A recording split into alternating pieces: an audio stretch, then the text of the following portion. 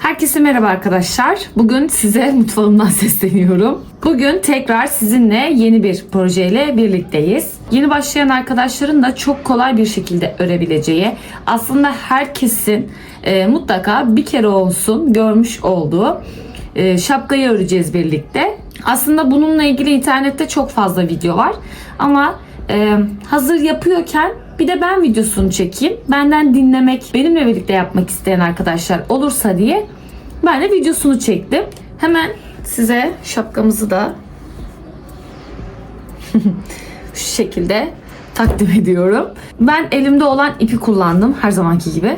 Bunu çok daha farklı renklerle, çok daha güzel şekillerde örebilirsiniz. Yani böyle koyu pembe, açık pembe veya kırmızı tonlarında, mavinin o tonlarında falan çok güzel renklerle çok güzel kombine olacağına ben inanıyorum. Tamamen sizin hayal gücünüze kalmış. Ben size sadece nasıl yapıldığını göstereceğim. Şu beyaz kısmı da sonradan aklıma geldi ve aşırı iyi oldu bence. Yani gerçekten çok iyi oldu. Ben çok beğendim. Umarım siz de beğenirsiniz ve yaparken keyif alırsınız. Eğer benimle birlikte ördüğünüz modeller varsa bunları benimle Instagram'dan paylaşırsanız çok sevinirim. Böyle görmek, size fikir sunmak, yani sizi motive etmek beni de mutlu ediyor. Videoya geçmeden önce tabii ki de kanalıma abone olup videoyu beğenip yorum atmayı unutmazsanız çok sevinirim. Bu arada videoya geçmeden önce de benim ördüklerimden de satın alabilirsiniz. Bir Shopier hesabım var ve oraya ördüklerimi yüklüyorum. Şu şekilde göstereyim. Orada yeni evlenecek arkadaşlar için patik de var. Bebeği olan arkadaşlar için bebek yelekleri de var. Hediyelik olarak da alabilirsiniz. Daha sonra ördüğüm şapkalar var, hırkalar var. Hırka mevsimi değil şu an aslında ama böyle yazlık şapkaları Shopier hesabımda bulabilirsiniz. Instagram adresim de burada. Beni de Instagram'dan takip ederseniz çok sevinirim. Şimdi hazırsanız videoya geçelim.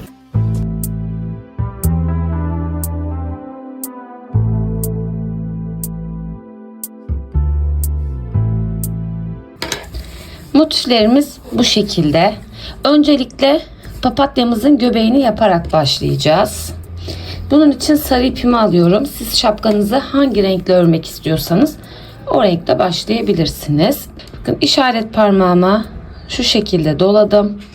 Daha sonra orta parmağımın etrafında şöyle bir tur atıp baş parmağımla tutuyorum. Bakın burada bir V oldu. Bu V'nin ilkinden altından girdim. Buradan diğer V'nin ucundan ipimi tuttum ve çektim. Buraya bir tane sık iğne yapıyorum. Bu sabitlemek için de. Şimdi 3 zincirle yukarı çıkıyorum. Bu benim ilk trabzanım. Başına doladım ve sihirli halkamın içine 12 tane ikili trabzan yapacağım.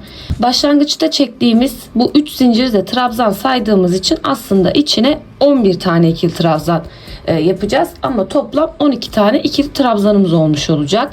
Şimdi 2 3 4 şöyle parmağımı çıkartıyorum artık. Birazcık halkamı şuradan çekerek küçültüyorum. Ve buradan tutarak örmeye devam ediyorum. 4 dedik. 5 başına doladım. Halkamın içinden geçirdim. İpimi aldım. Önce 2 sonra 2. 6 7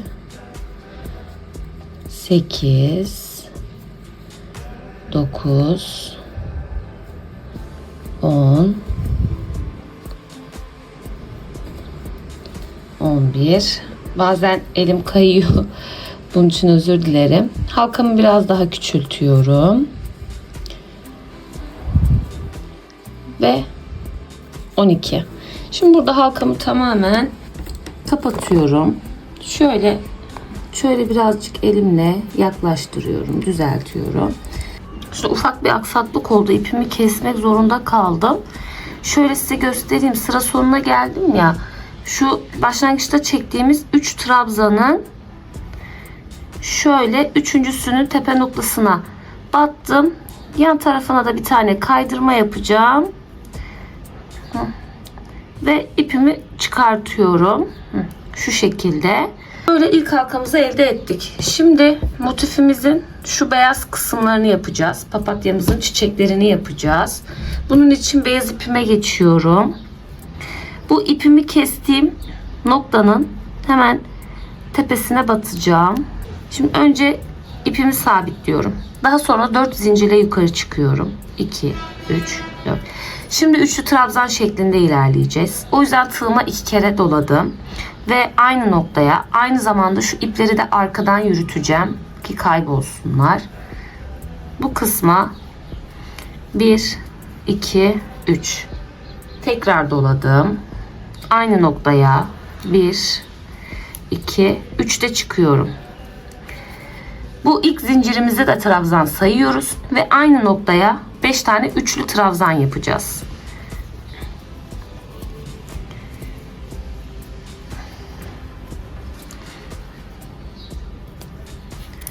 Ve bu şekilde. Şimdi 3 boyutlu görüntüsünü vermek için de şu başlangıçta çektiğimiz 3 zincirin arasına batacağım. Daha sonra buradaki ilmeğimizi de tığın üstüne geçirip şu şekilde çekiyorum. Bakın 3 boyutlu görüntüsünü verdik. Arada 3 zincir çekiyorum. 1, 2, 3. Hemen tekrar 2 kere tığımın başına doladım. Ve hemen yanındaki boşluğun içine batıyorum. Buraya da aynı şekilde 5 tane üçlü trabzan yapacağım. 1. Şöyle iki kanadını birden alacağız. 2.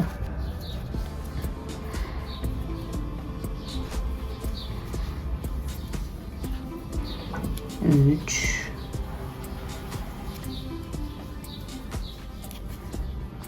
4. Şimdi tekrardan 3 boyutlu görüntüsünü vereceğim. Şu başlangıçta yaptığımız üçlü trabzanın tepe noktasına batıyorum. Ve kalan ilmeğime de batıp bunu diğerinin içinden çıkartıyorum. Aralarda 3 zincir. 2 kere doladım. Hemen şu yandaki boşluktayım. Buraya da batıyorum. Ve tekrardan 5 tane üçlü trabzan yapacağım. 1, 2, 3,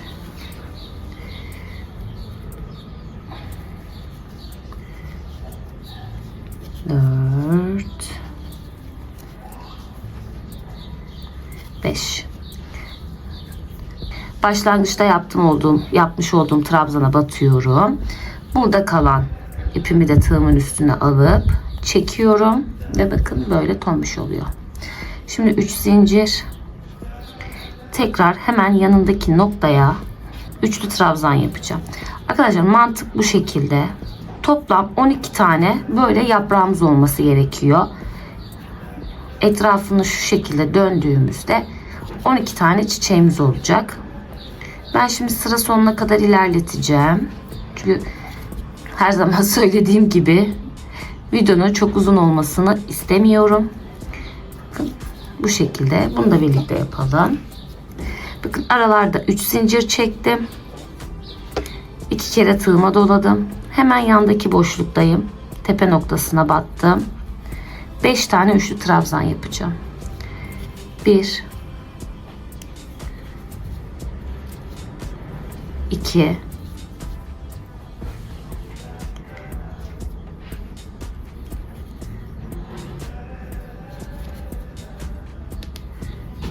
3, 4 ve 5. 5 tane üçlü trabzanımı yaptım. Daha sonra şu ilk üçlü trabzanımın tepesine battım. Son çektiğim trabzanın tepesinde kalan ilmeğime tığımın üstüne doladım ve bunu ilk çektiğim trabzanın içinden çıkarıyorum. Bu şekilde. Şimdi aralarda 3 zincir. Sıra sonuna kadar gidip hemen geliyorum. Evet, şimdi sıra motifimizin bu siyah kısımlarını yapmaya geldi. Şimdi şu ipi kestiğimiz kısımdan tığımı geçiriyorum ve bir tane sabitlemek için sık iğne yapıyorum. Daha sonrasında İpimi buradan yürüteceğim her zamanki gibi. 3 zincirle yukarı çıkıyorum. Ve 2 tane daha ikili trabzan yapıyorum. Başlangıçta çektiğim 3 zinciri de trabzandan sayıyoruz. Yani toplam 3 tane ikili trabzanımız olmuş oluyor. Bu bizim ilk köşemiz olacak ama burayı dönüşte tamamlayacağız ki birleştirme noktalarımız belli olmasın. Bu köşe bizim ilk köşemiz ama yarım köşe. Burayı döndükten sonra tamamlayacağız. Şimdi hemen yandaki boşluğa geldim. Aralarda zincir vesaire çekmiyorum. Şimdi buraya da 3 tane ikili trabzan yapacağım. 1 2 3. Hemen yandaki boşluktayım. Aynı şekilde 3 tane ikili trabzan yapıyorum. 1 2 ve burada ipe düğüm atmışım. 3. Şimdi diğer köşemi yapacağım. Bakın 3 tane bu şekilde doldurduktan sonra köşemi yapacağım. Burası dediğim gibi ilk köşemdi. Burası benim ikinci köşem olacak. Önce 3 tane ikili trabzan yapıyorum. 1 2 3. Daha sonra 3 zincir çekiyorum. 1 2 3 ve tekrardan aynı noktaya 3 tane ikili trabzan yaparak yani ikinci köşemi elde etmiş oluyorum. 2 ve 3. Hemen yandaki boşluktayım. Köşemi yaptım. Şimdi normal 3 tane ikili trabzan yapacağım. Diğer köşeye kadar sadece trabzan yapıyorum. 2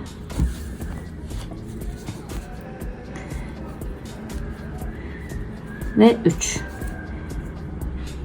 Hemen yandaki boşluğa geçiyorum. Aralarda zincir çekmiyorum. Sadece köşelerde zincir çekiyoruz. 1 2 3. Hemen yandaki boşluğa geldim. 2 tane boşluğu doldurduk. Bu boşluğa köşe yapacağız. 3. köşemizi yapacağız. 1 2 ve 3. 3 tane ikili trabzan yapıyorum. 3 zincir çekiyorum. Daha sonra aynı noktaya 3 tane daha ikili trabzan yapacağım. 2 3. Hemen yandaki boşluktayım. 3 tane ikili trabzan yapıyorum bu boşluğa. 2 3. Hemen yandaki boşluktayım. 3 tane ikili trabzan yaptım. Şimdi 2 tane boşluğu doldurduktan sonra buraya da köşe yapacağım tekrardan. 1 2 3 3 tane zincir çekiyorum ve aynı noktaya 3 tane ikili trabzan yapıyorum. 1 2 3. Şimdi 2 tane boşluğum kaldı. Diğer kısımlarda yaptığım gibi bu boşluklara da 3 tane ikili trabzan yapacağım. Köşelerin arasında kalan kısımlara 3 tane ikili trabzan yapıyorum. 2 ve 3. Bakın şimdi ilk yaptığım yarım köşeye geldim. Şimdi burayı tamamlayacağız. Hemen buraya 3 tane ikili trabzan yaparak köşe noktamı köşeye çevirmiş oluyorum. Sonra 3 zincir çekiyorum. Bakın başlangıçta 3 zincir çekmiştik. 1 2 3. Bunun hemen üçüncüsüne battım. Daha sonra kaydırmayla birleştiriyorum. Bu şekilde. Şimdi 3 zincirle yukarı çıkacağım. 1 2 3. Buraya tekrar yarım bir köşe yapacağım. O yüzden başlangıçta çektiğim 3 zincir de trabzan sayarak 2 tane daha ikili trabzan yapıyorum ve burası 3 trabzan etmiş oluyor. Tekrar buraya yarım bir köşe yaptım. Daha sonra hemen şu yandaki boşluktayım. 3 tane ikili trabzan yapıyorum. Bir alt sırada köşelerin arasına 2 gruplu üçlü trabzan yapmıştık. Şimdi grup sayımız bakın 1, 2, 3'e yükseldi. Şimdi hemen yandaki boşluktayım. 1, 2, 3. Daha sonra hemen bir yandaki boşluktayım. Köşelerin içine köşe yapıyoruz. Diğer gördüğümüz her boşluğun içine 3 tane ikili trabzan yapıyoruz. Bakın bu kısmı da böyle tamamladım. Şimdi köşeye geldim ve bu köşeye de köşe yapacağım. 3 tane ikili trabzan yapıyorum öncelikle. Daha sonra 3 zincir çekiyorum. Ve 3 tane ikili trabzan daha yapıyorum. Bu şekilde motifinizi baş ölçünüze göre istediğiniz kadar büyütebilirsiniz. Şimdi ben tüm motiflerimi yapıp geleceğim. Bu şekilde ekstra farklı hiçbir şey yok. Dediğim gibi büyütüyorsunuz. Sonra da ipin kaydırmayla birleştirip ipi kesiyorsunuz. Bu kadar. Ben de motiflerimi yapıp gelelim. Ondan sonra birlikte şapkamızı birleştirelim. Motiflerimi tamamladım. Toplam 5 tane motif gerekiyor bu şapka için. Bu motifimizin etrafına ne kadar fazla giderseniz şapkanız o kadar büyük. Ne kadar az giderseniz de şapkanız o kadar küçük olacak. Bunu göz kararı kendiniz ayarlamanız gerekecek. Bu şapka şu an benim yaptığım yetişkin için. Yani kendim için yapıyorum aslında. Ve bu 5 sıra benim için yeterli. Siz de bu şapkaları böyle dikmeden önce ucuca ekleyip bir ölçerseniz eğer daha doğru bir sonuç elde etmiş olursunuz. Şimdi dikme işlemine geçeceğim. Bu şekilde dikeceğiz şapkamızı. Ortadaki motifimizin etrafına gidip daha sonra şöyle şu kenarlarını dikerek şapkamızın dikme işlemini bitirip ondan sonra uç kısımlarını yapacağız. Şimdi ortadaki motifimi aldım. Bu benim orta motifim. Bakın düz yüzü bana bakıyor. Diğer motifimin de düz yüzünü birbirine bakacak şekilde koyacağım. Yani ters yüzleri dışarıda olacak ki o dikme yerimiz iç kısımda kalsın. Ama onu eğer içeride istiyorsanız tam tersi bir şekilde de dikebilirsiniz. Şimdi sadece bunun bir kenarını dikeceğim. Şu hemen köşelerden tığımı geçiriyorum. İpimi de tuttum. İçinden geçirip bir tane sabitlemek için zincir çektim. Daha sonra buraya tekrardan bir zincir çekiyorum. Şimdi siyah olduğu için pek net belli olmayacak büyük ihtimalle ama şu şekilde söyleyeyim size. Şu ilmek başlarını bir görüyorsunuz zaten. Buradaki karşıya denk gelecek şekilde. Bakın şu büyük boşlukları tutabilirsiniz. Şöyle ilk ilmekten karşı ilmeğe batıp kaydırmayla birleştiriyorum. Bakın öndeki motifimin ilmek tepesinden arkadaki motifimin ilmek tepesine geliyorum ve kaydırmayla birleştiriyorum. Aralarda hiçbir zincir çekmemiştik zaten. Bu şekilde. Şöyle denk getiriyorum. Bakın. Bunları denk getirmeye özen göstermeniz gerekiyor. Hani yoksa mesela sonuna geldiğinizde denk gelmezse hani şöyle bile durabilir yani. Mesela kaydırarak yaptığınızda. Yani o yüzden denk getirerek dikmeniz çok önemli. Hemen devam ediyorum. Şimdi tüm köşeyi kaydırmayla dikiyorum. Bakın buradan battım. Karşıdan çıktım. İpimi tuttum. Tığımın içinden geçtim. Ve kaydırdım. Bu şekilde bu kenarını birlikte dikelim.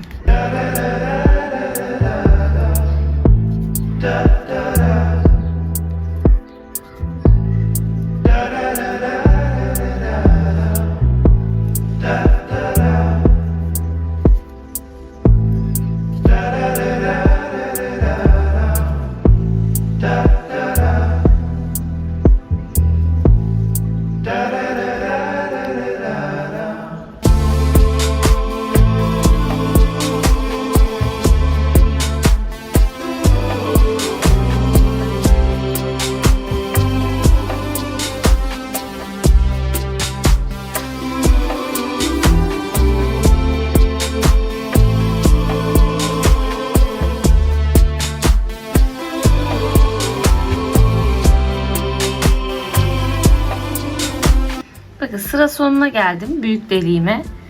Köşe noktama yani. Buraya sık iğne yapıyorum. Kaydırma değil. 2 tane sık iğne yapıyorum. Tek kenarıma bu şekilde dikmiş oldum. Şimdi bu kısmını dikeceğim. Şu kısmını. Bunu da aynı şekilde düz yüzleri birbirine bakacak şekilde koyuyorum. Şöyle aldım. Bak şu şekilde göstereyim. Bir L harfi yaptım bu şekilde. Böyle sırayla 4 köşeyi dikeceğiz. İpinizi hiç kesmenize gerek yok. Üstüne koyduğumuz motiften buradaki ilmeği alıyorum. İlmeği bu tarafa geçirelim. Şöyle geçirdim ve bir tane sık iğne yaptım. Şimdi aynı şekilde örmeye devam ediyoruz. Şöyle bir tane daha sağlam olması açısından sık iğne yapacağım. Daha sonra kaydırmayla dikmeye devam ediyorum.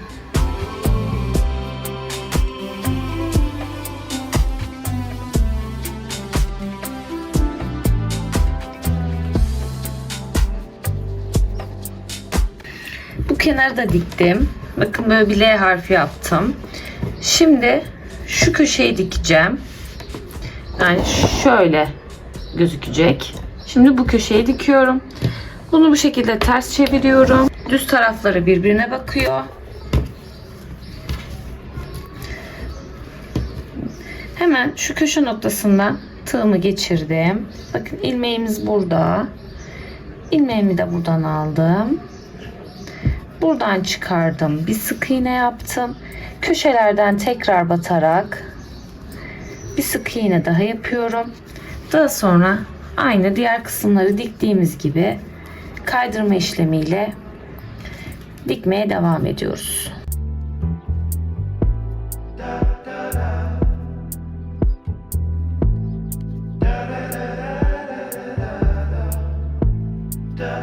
Bu köşemizi de hallettik.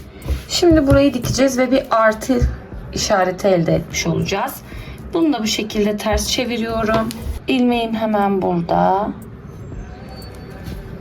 İlmeğimi tutuyorum. Sabitledim. Şimdi burayı da bu şekilde dikmeye devam ediyoruz.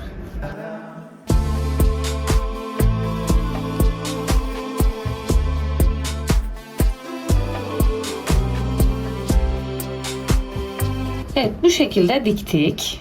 Şimdi şapkamızı şu kenarlardan birleştireceğiz. Aynı şekilde dikme işlemini gerçekleştireceğiz. Şu kısımları uç uca getirip dışları, şu ters tarafları dışa bakacak şekilde bu köşeyi diktikten sonra şöyle bu köşeyi, daha sonra bu köşeyi bu şekilde tüm kenarlarını dikip geliyorum hepsine.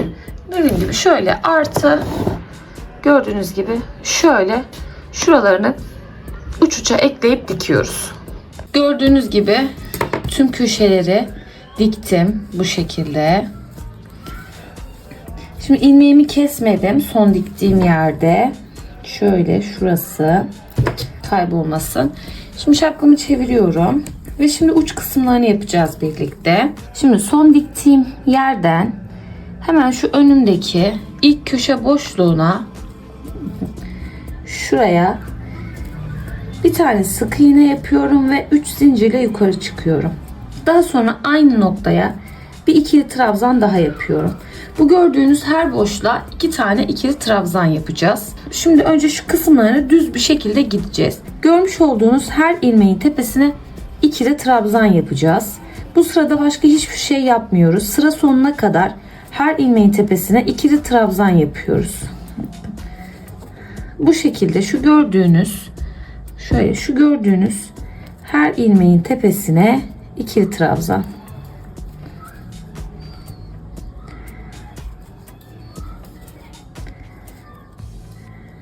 Bu şekilde.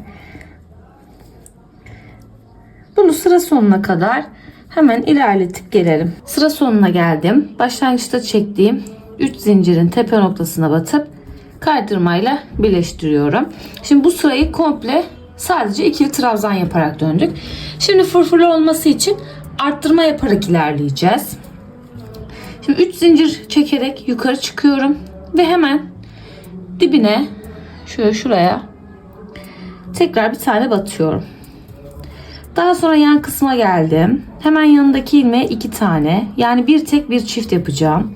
Hemen onun yanındakine bir tane. Onun yanındaki ilmeğe 2 tane batıyorum. Bakın 1, 2. Onun yanındakine tek battım. Hemen onun yanındaki ilmekteyim. 2 tane ikili trabzan yaptım. Hemen bir yanındayım. Bir tane ikili trabzan. Hemen bir yanına 2 tane ikili trabzan. Bir yanına bir tane ikili trabzan. Onun bir yanına 2 tane ikili trabzan. Bakın boşluklara batmıyorum. Şu tepe noktalarına batıyorum. Bu şekilde sıra sonuna kadar bir tek bir çift ikili trabzan yaparak sıra sonuna gelelim. Sıra sonuna geldim. Bir tek bir çift yaparak arttırmamı yaptım. Başlangıçta çektiğim 3 zincirin tepe noktasına batıyorum. Kaydırmayla birleştiriyorum. Şimdi arttırma yapmaya devam ediyorum. 3 zincirle yukarı çıkacağım. Hemen dibine tekrardan bir tane tek yaptım. Alt sırada bir tek bir çift yapmıştık. Şimdi 2 tek bir çift yapacağız. Yani hemen yandaki ilmeğime de şu başlangıçtaki trabzan saymıyorum. Sadece bu kısımda saymıyorum ama. Şimdi 2 tane tekimi yaptım. 3. ilmeğime çift batıyorum. Hemen yandaki boşluktayım. 2 tane tek yapacağım. Birinci tekim. Burası da ikinci tekim. Hemen yanındakine çift yapıyorum. Çift ikili trabzan yaptım. Hemen yanındakine tek ikili trabzan, bir yanına tek ikili trabzan. Daha sonra çift ikili trabzan. Yani 2 tek bir çift yaparak sıra sonuna kadar ilerliyoruz. Bir tek, 2 tek ve bir tane çift. Bu şekilde sıra sonuna kadar gidip gelelim. Bu kısımda 4 sıra ilerledim. Şimdi ilk önce her ilmeğe bir tane ikili trabzan yaptık. Daha sonra bir tek bir çift, daha sonra 2 tek bir çift, daha sonra da 3 tek bir çift yaparak ben 4 sırayla bitirdim. Zaten bakın fırfırları istediğim gibi. Siz bunu daha düz de yapabilirsiniz. Daha da arttırıp uzun yapabilirsiniz. Daha sık arttırma yaparak böyle daha fırfırlı olmasını da istiyorsanız o şekilde de yapabilirsiniz. Tamamen size kalmış. Kendi zevkinize göre. Ben şimdi şu ucuna bir de bir beyaz gideceğim. Ama tek şey yaparak, sık iğne yaparak gideceğim. İkili trabzan olarak yapmayacağım. Hani bu da ayrıyetten bir renk katsın diye. Siz de bu şekilde çeşitlendirebilirsiniz. Hani böyle bir renk katabilirsiniz. Bir hava olur ayrıyetten. Hani bilmiyorum nasıl söylenir şu an. Dilim dolandı. Bu şekilde beyazla da bir gideceğim. Daha hoş olacağını düşünüyorum. Daha sonra da şapkamızın son haline birlikte bakalım. Evet, videonun girişinde olduğu gibi çıkışında da sizi burada karşılıyorum. Buraya kadar izlediğiniz için teşekkür ederim. Eğer siz de benimle birlikte ördüyseniz bunu benimle paylaşmayı unutmayın. Kanalıma abone olmayı, yorum atmayı ve beğenmeyi de unutmayın. Sizin destekleriniz benim için önemli. Bir sonraki videoda görüşmek üzere. Kendinize çok iyi bakın efendim. Hoşça kalın.